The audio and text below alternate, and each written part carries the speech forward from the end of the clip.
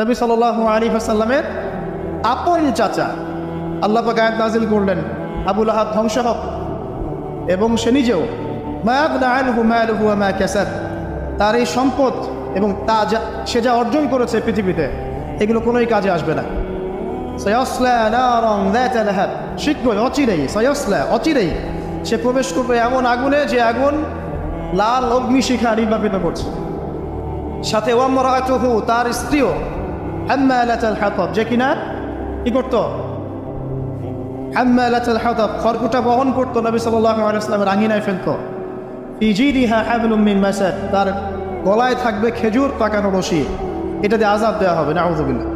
কিয়ামত পর্যন্ত যত মানুষ বেঁচে থাকবে মুসলিম, যারা কোরআন পড়বে, ছোট হোক বড় হোক, ধনী গরিব, সাদা কালো, যে কোনো জায়গার, যে কোনো জাতির, যে কোনো বর্ণের, যে কোনো রঙের, আবু লাহাবকে সে কিয়ামত